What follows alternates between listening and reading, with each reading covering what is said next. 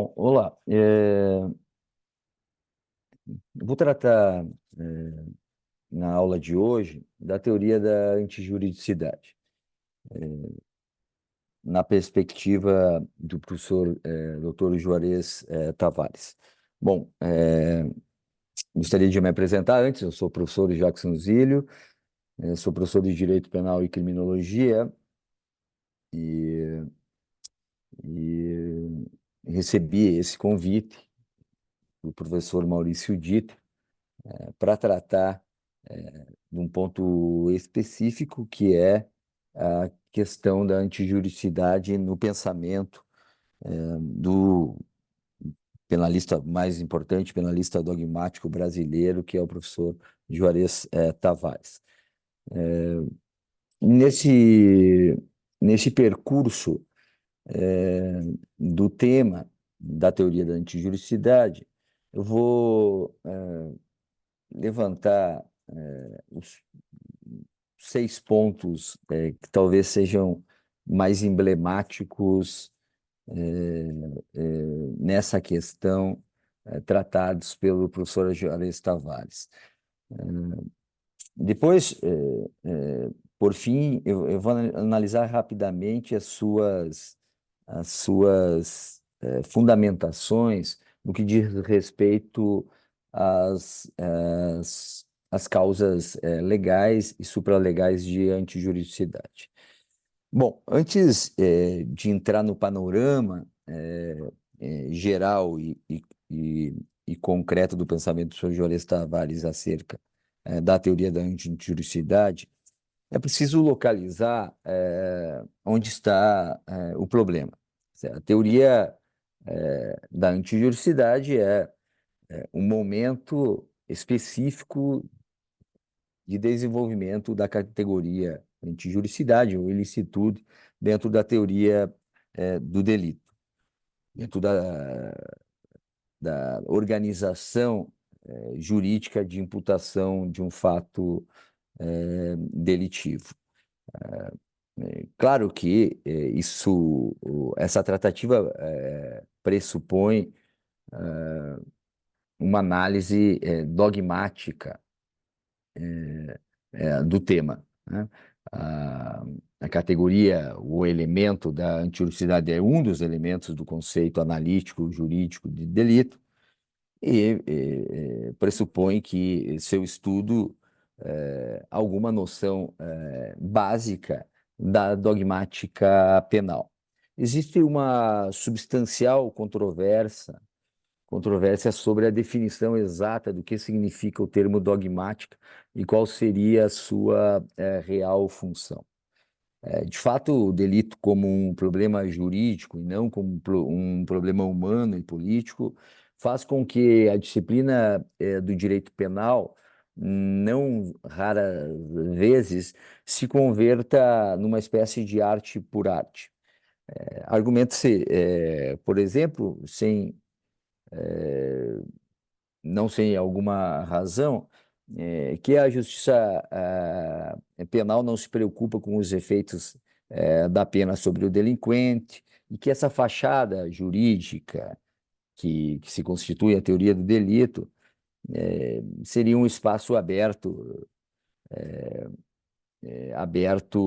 pela burguesia e pelos funcionários públicos para se protegerem através de um pensamento dogmático sistemático e que no final se ajoelha a uma conservação do existente, a um fortalecimento do exercício do poder estatal e algumas vezes com um falso humanismo. Ainda que as considerações sejam pertinentes e atraentes, é possível estruturar uma dogmática penal, como faz o professor Juarez Tavares, de forma crítica, de forma aberta a concepções progressistas das ciências sociais e da ciência política, né?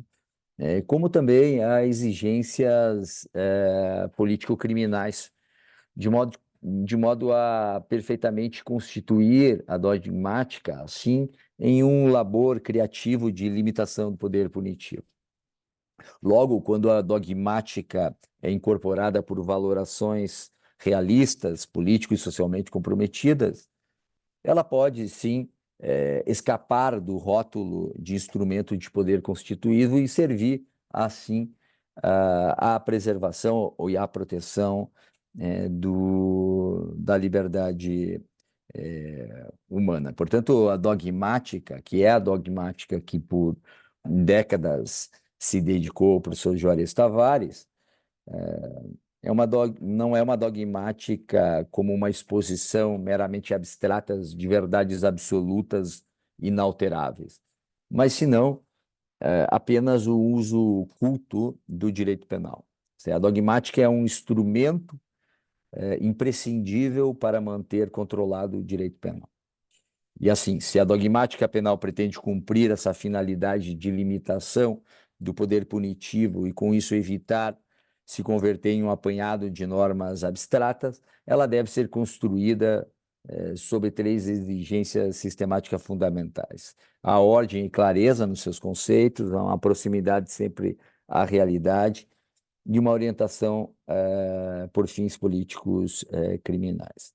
Com isso, com essa abertura de infiltração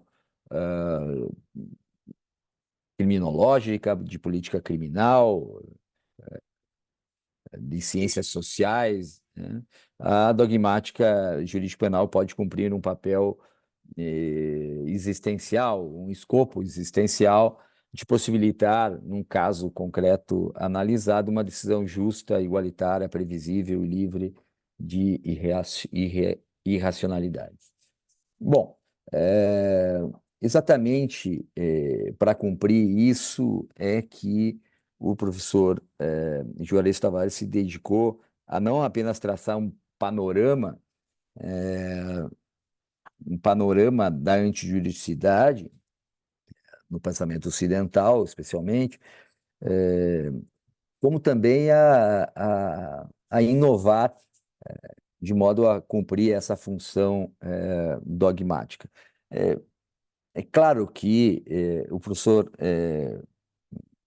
tem uma grande obra aí de 1981, publicada pela Revista dos Tribunais, que é As Teorias do Delito, Variações e Tendências, que faz um panorama completo da teoria do delito. Mas no tema aqui proposto, interessa mais dois trabalhos que eu vou abordar, que é a teoria do injusto penal, publicada por Del Rey em 2000, em Belo Horizonte, e o recente Fundamentos de Teoria do Delito, que é a consagração sistemática do todo o pensamento do professor Juarez Tavares, que tem aí a primeira edição publicada em Florianópolis pela Tirana Leblanc em 2018, aí já em outras edições. E nessas duas obras fundamentais para tratar do tema, saltam alguns pontos bastante relevantes no tratamento da questão, né? O primeiro ponto fundamental é que o professor Juarez Tavares não trata a antijuridicidade como uma mera análise das causas de justificação, senão pelo contrário. Diante do princípio da inocência previsto em várias constituições e acordos internacionais, a aferição da antijuridicidade deve ser feita sob a perspectiva de uma ordem jurídica que a ordem jurídica sempre mantém ao lado das normas proibitivas, normas permissivas da conduta, que devem ser analisadas em qualquer caso. Não se trata, portanto, como insistiram e ainda insistem os finalistas de uma mera análise de regra, normas proibitivas e exceção, normas permitivas.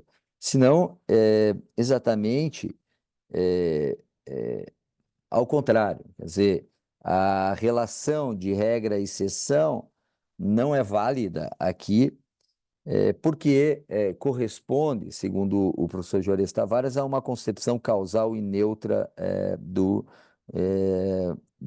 injusto. Quer dizer, eh, tanto as normas proibitivas como as normas permissivas compõem a ordem jurídica sobre os prismas de garantia individual e de decisões democráticas. Não comporta a ordem jurídica uma relação de regra-exceção, porque simplesmente ambas se encontram subordinadas a preceitos fundamentais de proteção dos direitos do sujeito inseridos na Constituição, nos acordos e nos pactos internacionais.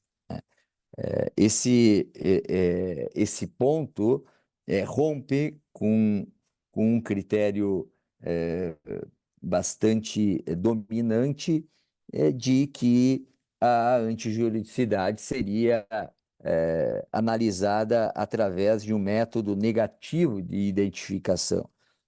Quer dizer, uma vez não verificada qualquer circunstância que se inclua em seus pressupostos, como, por exemplo, legítima defesa, o estado de necessidade, enfim, se afirmaria a ocorrência do injusto penal. Na verdade, o professor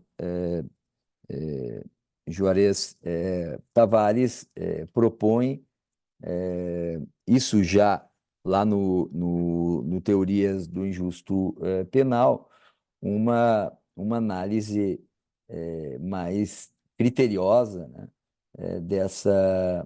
dessa questão. Quer dizer, ambas as normas têm igual categoria e compõem a ordem jurídica tomada como uma ordem integral que tem como parâmetro fundador a norma constitucional. Daí a obrigação de examinar a incidência de uma causa de justificação juntamente com a questão da tipicidade. Tá? Esse é um primeiro aspecto. Isso rompe, como eu disse, com a ideia de Maier aí de indício, né, de tipicidade como mera ratio cognoscendi da antijuridicidade, mas também não se curva a nenhuma a nenhuma a nenhuma ideia de ratio essendi. Exatamente ao contrário, ele próprio se manifesta nesse sentido de que aqui as duas categorias são categorias dialéticas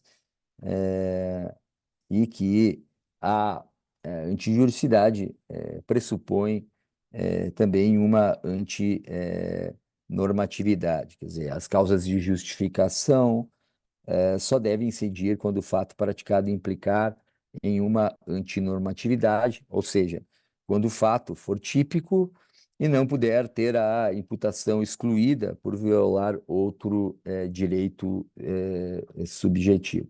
Portanto, a concepção do professor se contrapõe ao modelo finalista que, na sua grande maioria, insiste numa relação regra e exceção, sob a ideia de ratio cognoscendi, mas também se afasta de um tipo total de injusto, conforme os neocantistas. Tá? Talvez, esse é o primeiro grande ponto de análise no, na obra do professor Juarez Tavares. Inclusive porque essa forma de analisar a norma geral de permissão não se analisa só de uma norma, mas sim de todos os preceitos que assegurem os direitos individuais a partir de uma estrutura de Estado democrático sob a base da proteção à pessoa humana. Bom, o segundo ponto importante do, da concepção de antijuridicidade é que é que se trabalha mantendo a separação, com consequências práticas, entre antijuridicidade formal e antijuridicidade material.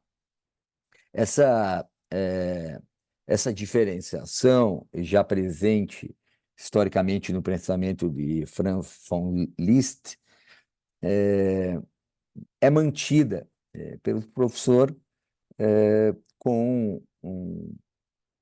especialmente pelo poder que tem, pela influência que tem dentro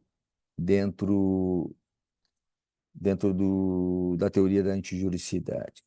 Para Litz, a antijuridicidade formal correspondia simplesmente à contradição entre o fato e a ordem jurídica, ao passo que a antijuridicidade material era uma contradição entre o fato e as condições sociais de existência.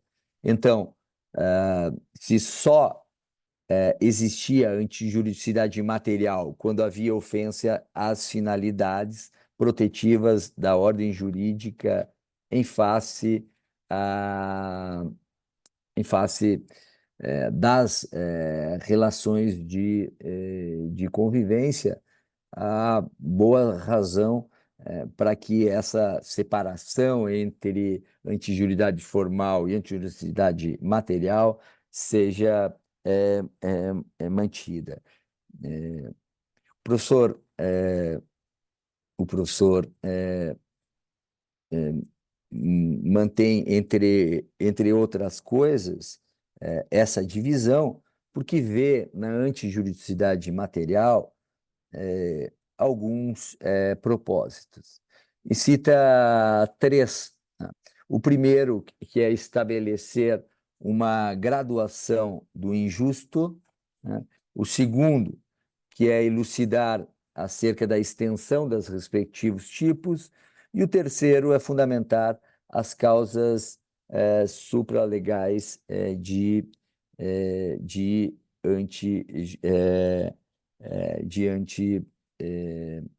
as causas supralegais de justificação. Quer dizer, a antijuridicidade porta uma função tríplice, né? Ela soluciona socialmente conflitos por meio de uma interpretação restritiva dos tipos penais, né? Segundo, ela permite graduar a gravidade de ofensa ao bem jurídico, né? E, em terceiro, ela possibilita a formação e a delimitação do alcance de princípios que excluem o injusto, tais como as causas supralegais de antijuridicidade, de justificação, né? Isso poderia pensar, por que não, em fundamentação material de princípios como da insignificância, de intervenção mínima, de adequação social, que, na realidade, restringem a aplicação de direito penal a ataques verdadeiramente graves a bens jurídicos mais importantes. Por questão de tempo, não é possível analisar todos os exemplos possíveis dessa, dessa da importância desses propósitos de antijusticialidade material. O próprio professor Juarez Tavares cita alguns, cita, por exemplo, eh, um caso de um furto de R$ 10 e um outro de R$ 10.000, em que aí se poderia, num primeiro caso, por conta da antirusticidade material também, se pensar na exclusão por insignificância, e no segundo, levar em consideração na gradação imposta à pena pelo juiz. Obviamente que formalmente os dois furtos são iguais, os dois se ajustam à relação de contradição com o ordenamento, com a norma, e com o ordenamento jurídico, mas são, obviamente, diferentes. Outro exemplo dado por ele é o crime de exercício ilegal da medicina praticado por alguém com um grande conhecimento médico, por exemplo, um professor de medicina. Não pode constituir, nesse caso, uma lesão à saúde das pessoas, diversamente do que ocorreria se o agente fosse ainda um estudante, né? Eh, eh, Também segue essa linha a insistência de Roxin, por exemplo, em relação a a, a essa questão, definindo aí, Roxin, as, as, as funções que podem ser importantes, né? Roxin recorda os presentes de final de ano dados ao carteiro, os jogos de azar de pequena quantidade, as expressões injuriosas ditas no seio familiar, né? Tudo isso pode ser solucionado socialmente, todos esses conflitos, por meio de uma interpretação restritiva dos próprios tipos penais. E essa é uma função que cumpre a antijuridicidade material. É, Também um terceiro ponto que merece destaque em relação à teoria da antijuridicidade é que as causas de justificação não possuem um fundamento único, né? As causas de justificação têm diversos fundamentos. Por exemplo, a necessidade, por exemplo, a solidariedade, a proteção individual, a conformação do direito, né? O direito preponderante, tudo isso, para o professor, é bastante relevante e, e, portanto, não é assumido simplesmente como uma teoria monista, né? Algumas teorias monistas sustentam que a justificação podem ser explicadas por apenas um critério. Assim, Litz falava em meio adequado para fins reconhecidos como justo, Sauer falava de maior utilidade do dano, Noll falava em ponderação de valor, Metzger em interesse preponderante, mas, na verdade, as causas de justificação que pretendem a regulamentação social correta de interesses que estão em conflito possuem distintas fundamentações, né? Há uma diversidade de conteúdo material nela. O professor reconhece isso, por exemplo, na legítima defesa, os princípios estruturantes são os princípios da autoproteção e do prevalecimento do direito. Na defesa de coisas, o princípio da autoproteção e da ponderação de bens. No estado de necessidade justificante, o princípio de proteção e o princípio de proporcionalidade. No estado de necessidade agressivo, o princípio da ponderação de interesses, atenuado pelo princípio da autonomia. Na defesa de interesses legítimos, o fim perseguido pelo autor. No consentimento, a liberdade de disposição do titular do bem jurídico, etc., né? O professor Juarez Tavares, portanto, entende que as causas de justificação servem para delimitar o âmbito de incidência do poder punitivo, consoante ditames da própria ordem jurídica. Portanto, inexiste um fundamento comum a todas as causas de justificação. Cada uma, segundo ele, se edifica conforme o seu objetivo específico, né? Esse é um ponto interessante assumido por ele. Portanto, isso não significa que se assuma uma teoria pluralista baseada em princípios sociais que reconduzem à exclusão do injusto a uma pluralidade de ideias jurídicas, né? Como o Mesger, interesse preponderante, ausência de interesse, ou mesmo Jacobs, né? Princípio de responsabilidade, resolver o problema da legítima defesa, e princípio de definição de interesses, autorização oficial justificante, ou princípio de solidariedade, nos casos de estar em necessidade agressiva. Pensamento do professor Juarez Tavares permite, ao contrário disso, uma abertura para a diversidade do conteúdo material das causas de justificação. Permite, portanto, um estabelecimento da estrutura e do alcance de distintas causas de justificação. Somente possível, obviamente, por conta dessa diversidade de conteúdo material. O quarto ponto que merece atenção é a eliminação da exigência de elemento subjetivo nas causas de justificação. Aliás, isso já vinha no teoria do injusto penal e também, talvez ele tenha sido a causa da mudança de pensamento do próprio professor Eugênio Raul Zaffaroni, que faz o prefácio daquela edição, né? O professor,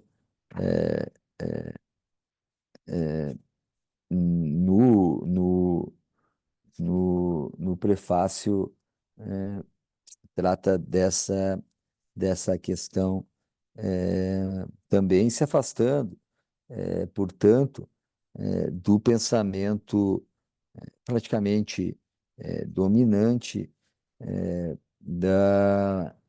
dos finalistas, que separavam a tipicidade em tipicidade objetiva e subjetiva, e também a antijuridicidade entre antijuridicidade objetiva e subjetiva, né?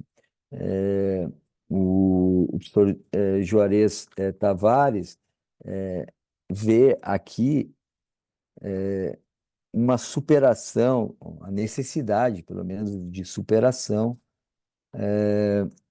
da relação entre direito penal e penitência, né? Diz ele que, com a superação da relação entre direito penal e penitência, não há nenhuma razão para exigir do agente que, além de realizar o fato conforme as condições objetivas impostas nas causas de justificação, também atue com uma chamada vontade de justificação. As causas de justificação servem para delimitar o âmbito de incidência do poder punitivo.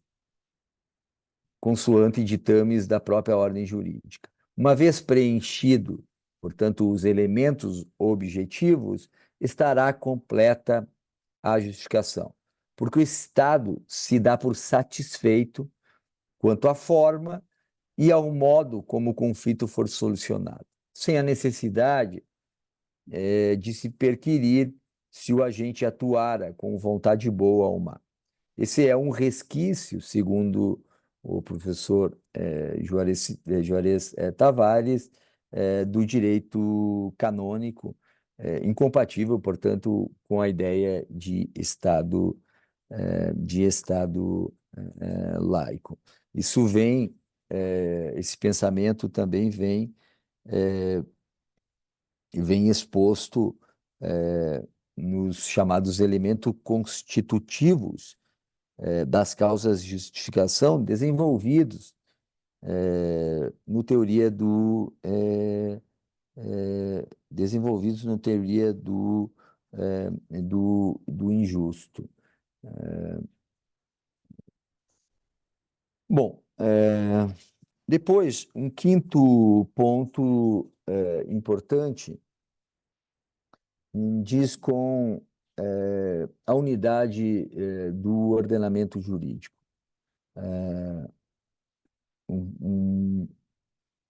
A teoria da antijuridicidade do professor Juarez Tavares parte do princípio da unidade do ordenamento jurídico, quer dizer, as causas as causas permissivas podem estar previstas tanto no Código Penal como em outros ramos do ordenamento jurídico. E, portanto, só existirá antijuridicidade se existir uma correlação de contradição, não apenas com normas previstas no Código Penal, mas com normas de todo o ordenamento jurídico. Só incidem quando há antinormatividade prévia, né? Ou seja, quando pressupõe que o fato não é excluído por via de outro direito subjetivo. Talvez há que se reconhecer uma dificuldade de sistematização das causas de justificação. Mas isso se deve, entre outras questões, justamente por esse caráter de unidade do ordenamento jurídico. O professor Juarez segue essa definição de maneira clara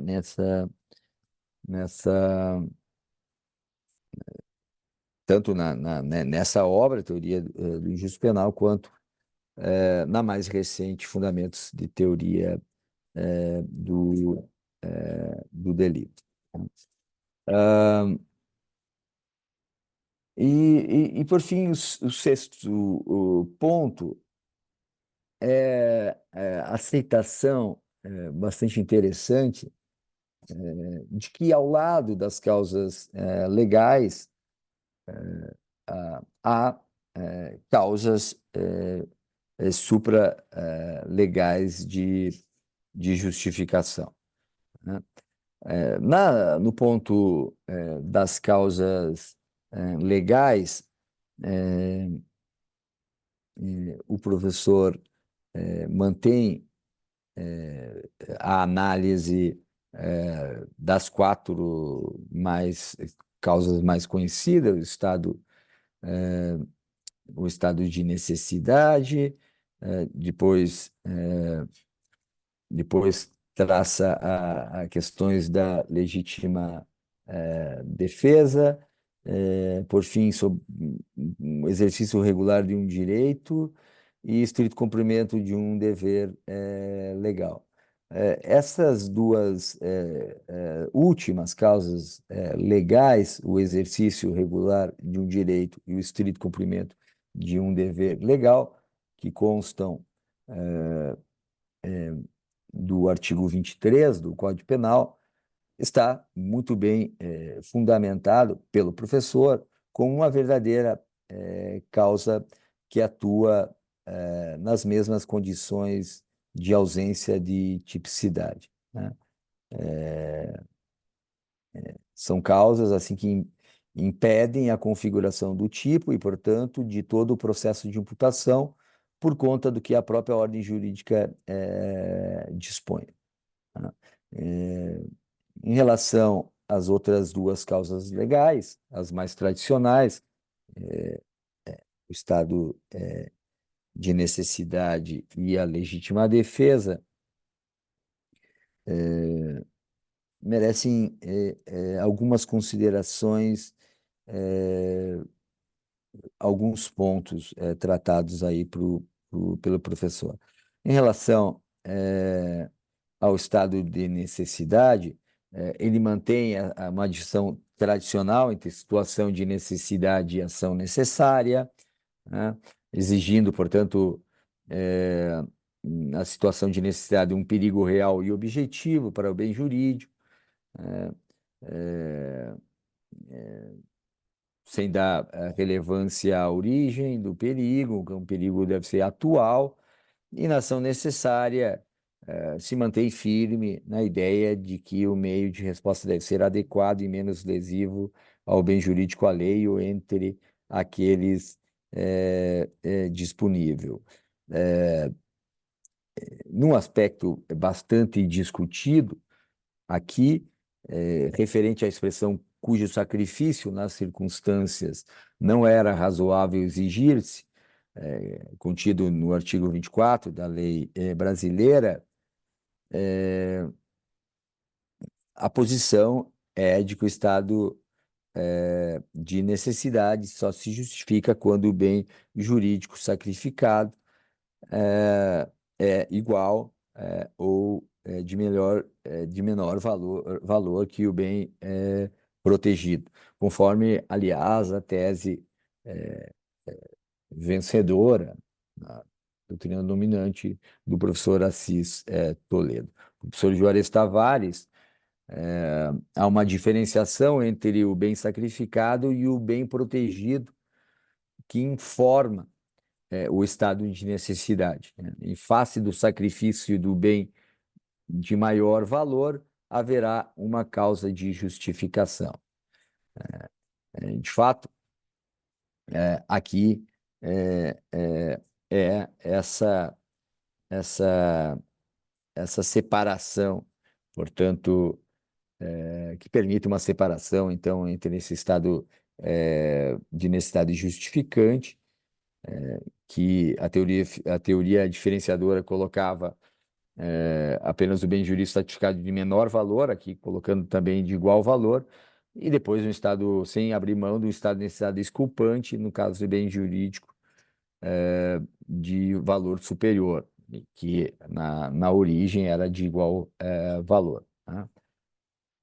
Essas questões são importantes, ele mantém, portanto, no estado de necessidade, o estado de necessidade defensivo, onde o perigo provém de coisas, ou seja, do agente que sacrifica um bem daquele que causou o perigo, e também o agressivo, que é os casos clássicos de ingerência no direito alheio, de onde provém o perigo, ou que o agente tem que sacrificar, portanto, um bem de um terceiro inocente, né?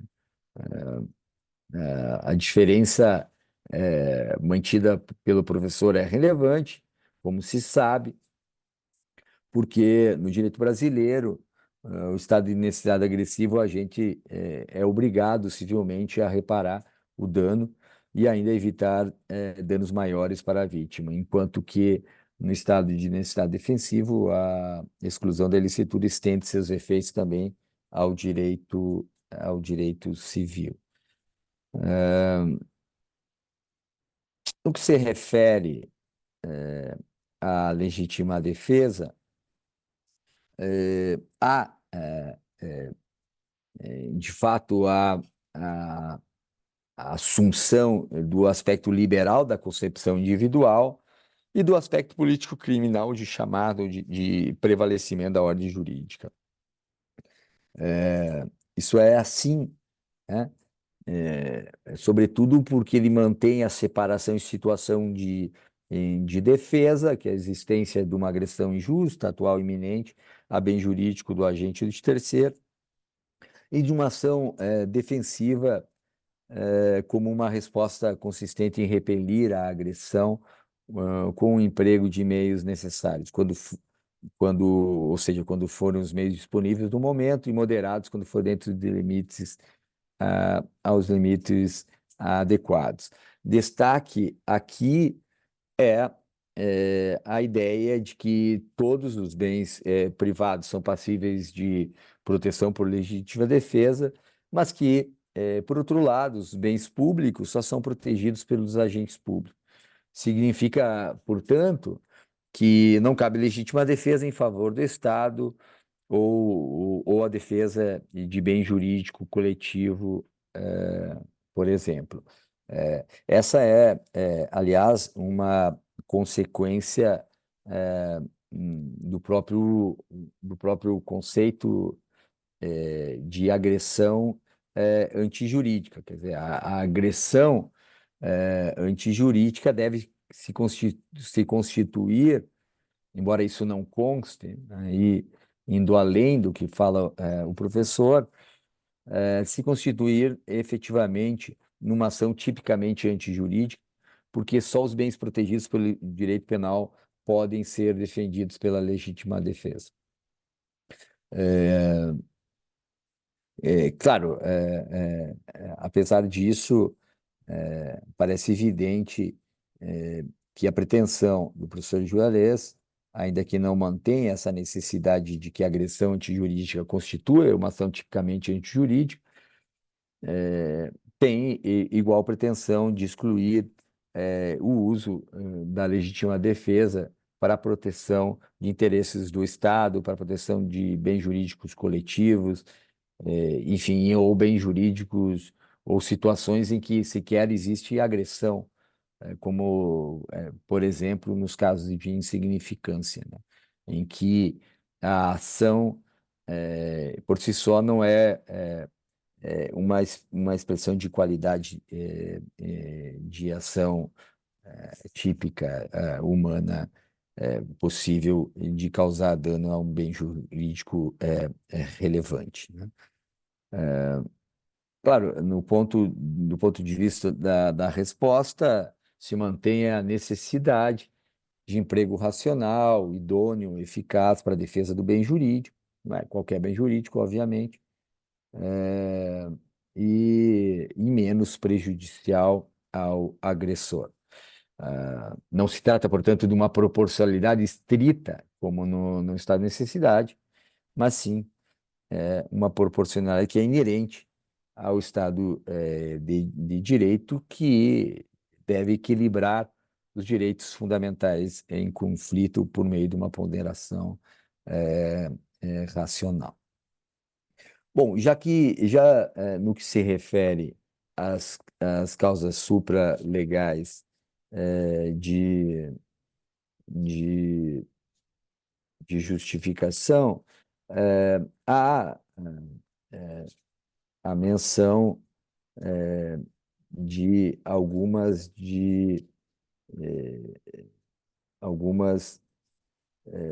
bastante interessantes, né? A primeira delas, o caso de consentimento presumido, né?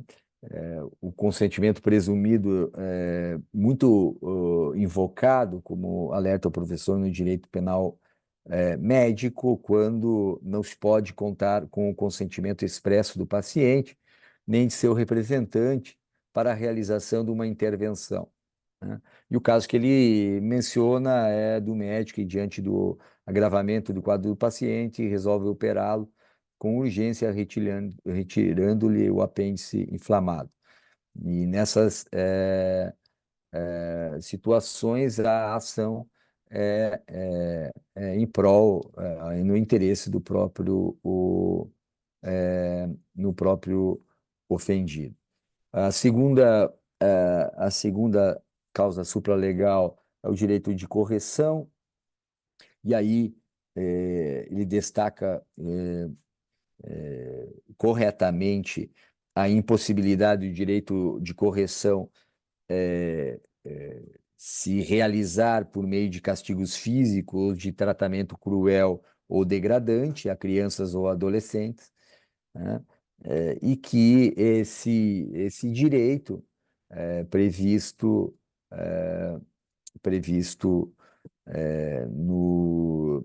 no ECA, enfim, eh, e no Código Civil, deve ser exercido com alguns requisitos bastante restritivos, como a existência eh, eh, colocam como a capacidade de correção, o emprego de meio adequado, uma finalidade objetiva de contribuir para a vida do filho e educá-lo, né? Necessidade da correção, uma falta disciplinar, enfim, né?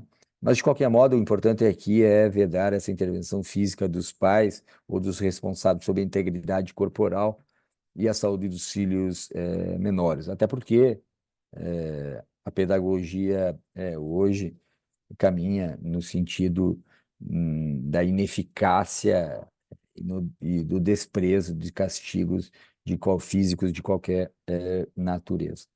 Portanto, o castigo tem que ser um castigo adequado e moderado. A terceira causa supralegal seria o direito de expressão, né? Aqui trata das situações de um direito constitucionalmente previsto nas constituições liberais, de liberdade de narrar, de criticar, de dar notoriedade a determinado fato, em que não há, portanto, nenhuma vontade de ofender, mas sim de informar ou algum exercício de liberdade de expressão.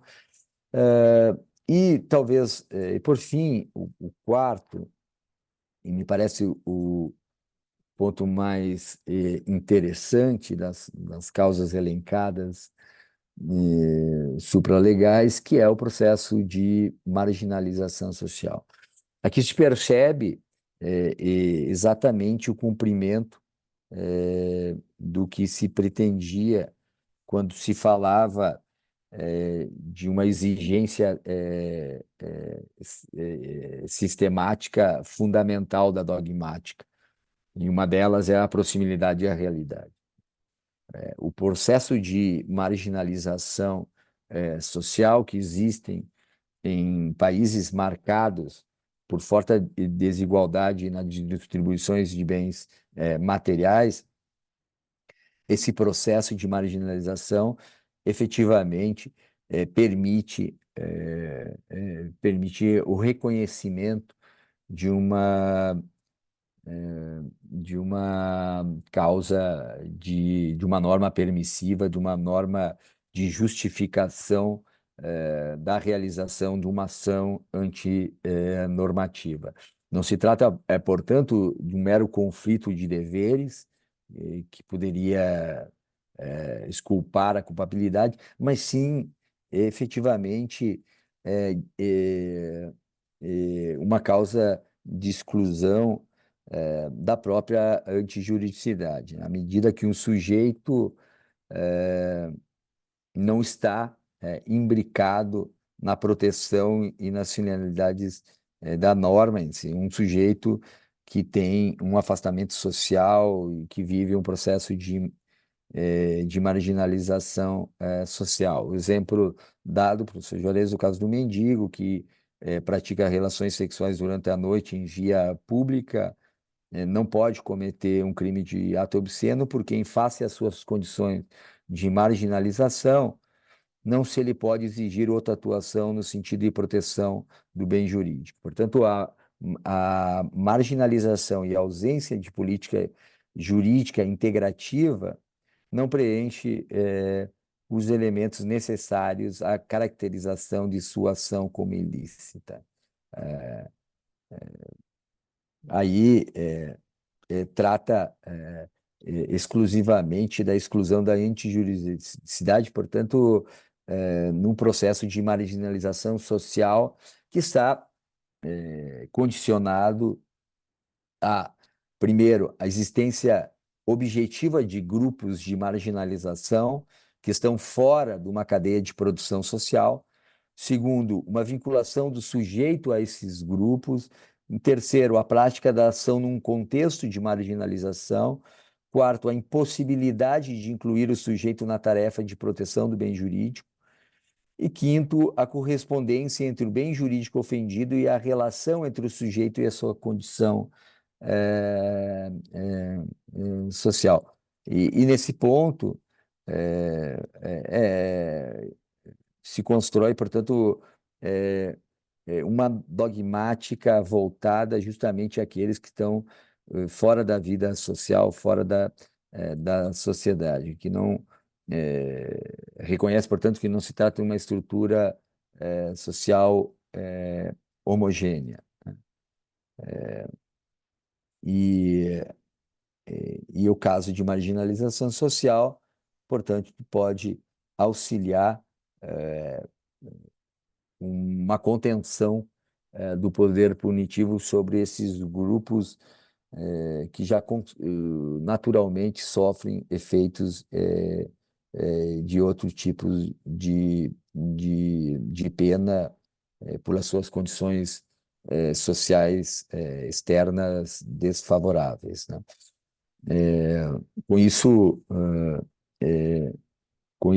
o professor Juarez Tavares mostra que é possível construir uma dogmática penal também no campo da teoria da antijuridicidade comprometida efetivamente com os direitos humanos, com os direitos de liberdade das populações mais vulneráveis ao sistema penal. Aqui, aliás, esse deveria ser o objetivo da dogmática, proteger a liberdade em geral, mas particularmente aqueles que, pela seletividade do sistema penal, sofrem de maneira mais reiterada violações a seus direitos mais elementares pelo poder punitivo.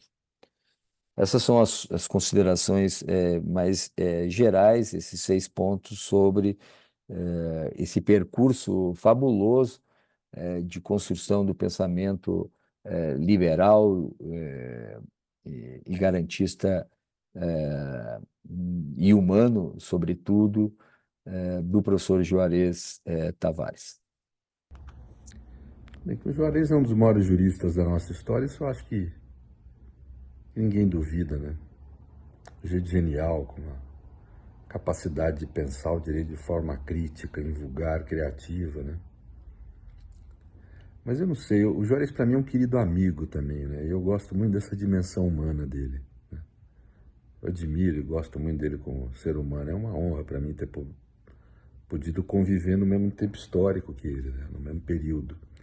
E ter travado contato com ele, amizade, a gente ter se encontrado muito, temos muitas histórias e papos em comum, né? Tem um que eu me lembro sempre, que eu sempre recordo para meus alunos, né? Nós estávamos no meio da Lava Jato, aquela tensão no país imensa, né? Aquele momento meio trágico da história do nosso judiciário, talvez, se não o pior, um dos piores momentos que o judiciário brasileiro teve na sua história, né? Em que foi usado como um instrumento de ação política da extrema-direita, né? Mas nós estávamos comentando o ambiente social que se criou em torno da corrupção, né? De uma forma um pouco jocosa, o Juarez sempre tem isso, né? Mas ele comparava como que o crime de corrupção era comparável ao que foi heresia no fim do medievo e no início da modernidade, né? Que era uma espécie de, a gente falava de um pecado síntese, né? Quer dizer, no Brasil tudo era qualquer crime, as pessoas tinham uma compreensão moral de que era menos grave que a corrupção, né? Eu me lembro, inclusive, que a gente comentava um meme que estava circulando na internet, né?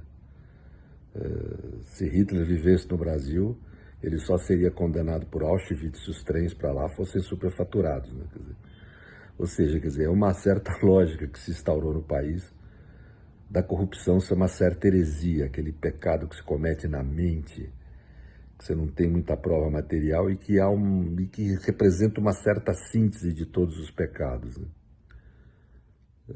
Então o Juarez sempre teve esse lado filosófico atilado, de pensar as coisas com muita profundidade e muita criatividade, né? Agora eu posso garantir para todo mundo, é um grande ser humano, é um querido amigo, é um sujeito cuja convivência engrandece a gente. Que o professor Juarez Tavares é um jurista de renome internacional, reconhecido academicamente em diversos países, todos já sabem. Mas eu não tenho tempo agora para falar de cada uma de suas obras, das respectivas importâncias e poder de transformação que cada uma delas tem no mundo da vida. Contudo, ao ler qualquer coisa do professor Juarez Tavares, me remete a Guimarães Rosa, quando nos ensina a identificarmos uma verdadeira obra de arte. Porque é nela que identificamos a possibilidade da existência do mundo das liberdades e nos serve de força para enfrentarmos o mundo das opressões. O professor Juarez é um ponto de transformação para o direito penal. No curso de sua trajetória, através do seu olhar sensível, ele revisitou a teoria crítica do delito e rompeu com os grilhões da dogmática. Hoje ele nos ensina que o direito penal é um instrumento de proteção do homem em detrimento ao arbítrio do Estado. O que vale dizer que o direito penal também é um vetor de instrumentalidade para a manutenção dos direitos humanos. Agora, falar do amigo Juarez, eu quero dizer que ele é muito mais legal de perto do que ele é de longe. Ele é muito mais genial. Juarez é uma das pessoas mais genuinamente libertárias que eu conheço, no sentido humanístico da palavra. Juarez tem uma característica muito marcante, que é a sua coerência. O que ele pensa é o que ele fala, é o que ele escreve, é o como ele age, seja sob os holofotes, seja nos bastidores da sua própria vida. E essa qualidade ela é muito rara para pessoas com renomes internacionais como ele. Ser amiga de Juarez é um privilégio. E eu quero dizer a vocês que ele tem algumas características ocultas, talentos, melhor dizendo, ocultos. Ele é também intérprete e tradutor, mas essa história eu não posso contar agora, ele que vai contar para vocês. A história quando ele foi tradutor do cacique Raoni em um programa na Alemanha em que o próprio professor era convidado para apresentar sua obra. E também quando ele salvou a vida do seu colega de universidade, que era um chinês, sendo tradutor do alemão para o alemão. Essas histórias são hilárias. Diante de tantos papéis que Juarez exerce na vida, para mim, um dos mais bonitos que ele exerceu foi quando ele compôs a Comissão Internacional para confeccionar o Tratado de Paz celebrado entre a Colômbia e as Farc. Ali, Juarez atuou como pacificador. Não diferente do que ele atua nas nossas vidas. A paz que Juarez traz é aquela cantada por Gilberto Gil. Aquela que faz no mar a revolução para invadir os nossos destinos. Essa homenagem, Juarez, é mais do que merecida, ela é necessária. Você é extremamente importante academicamente e pessoalmente na vida de cada um de nós. Vida longa ao mestre. Um grande beijo, os melhores sentimentos hoje e sempre. Um beijo para você.